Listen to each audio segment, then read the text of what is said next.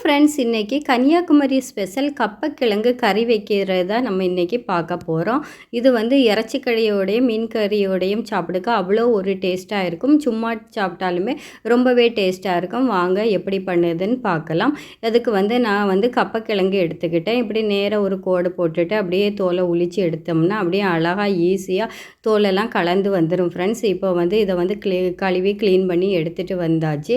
அப்புறம் வந்து நான் வந்து இன்றைக்கி இதை வந்து மண் சட்டியில் தான் வந்து வேக வைக்க போகிறேன்.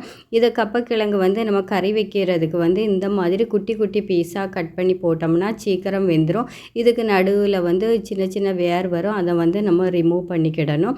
இப்போ வந்து நம்ம கேஸ் அடுப்பில் வச்சுக்கிடலாம். இதுக்கு தேவையான அளவு தண்ணி ஊற்றணும். அதாவது கிழங்குக்கு மேலே கொஞ்சம் தண்ணி நிற்கிற மாதிரி கொஞ்சம் நிறைய தண்ணி ஊற்றிக்கிடலாம். அப்புறம் இது கூட வந்து கல்லுப்பு நான் சேர்த்துருக்கேன். இதை வந்து நம்ம மூடி வைக்கலாம். இப்போ வந்து நம்ம வந்து ஹை ஃப்ளேமில் கொதிக்கிறது வரைக்கும் வச்சுட்டு அப்புறம் மீடியம் ஃப்ளேமில் வந்து கிழங்கு வேகிறது வரைக்கும் வச்சுக்கிடலாம் ஃப்ரெண்ட்ஸ். இப்போ வந்து இதுக்கு ஒரு மசாலா ரெடி பண்ணிக்கிடலாம். அதுக்கு தேங்காய் 3 பல் பூடு, சின்ன சீரகம், மஞ்சள் தூள், வத்தல் தூள், அப்புறம் வந்து பச்சை மிளகாய், ஒரு கொத்து கருவேப்பிலை, இவ்வளவும் நம்ம சேர்த்துக்கிட்டு இதை வந்து இதுக்கு தேவையான அளவு தண்ணி கொஞ்சமாக ஊற்றி நம்ம மிக்சியில் நல்லா அரைச்சி எடுத்துக்கிடலாம். அதாவது மையாக அரைக்கக்கூடாது. இங்கே பாருங்கள், இந்த மாதிரி பதத்திற்கு நம்ம வந்து அரைச்சி எடுத்தால் போதும்.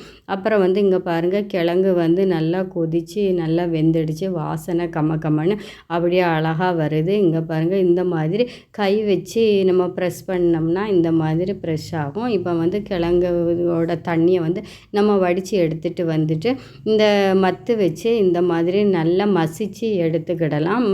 கிழங்க ஃபுல்லாக மசித்த பிறகு நம்ம ரெடி பண்ணி வச்சுருக்க மசாலாவை இது கூட சேர்த்து மிக்ஸ் பண்ணி அந்த மிக்ஸி கழுவின தண்ணியையும் அப்படியே ஆட் பண்ணிக்கிடலாம் ஃப்ரெண்ட்ஸ். உங்களுக்கு குயிக்காக இந்த ரெசிபி பண்ணணும்னு நினச்சிங்கன்னா கிழங்க வந்து குக்கரில் போட்டிங்கன்னா ஒரு 4 விசில் போட்டால் சீக்கிரம் வெந்துடும். இங்கே பாருங்கள், இந்த மாதிரி மையாக அப்படியே பிசைஞ்சு எடுத்துக்கிடணும்.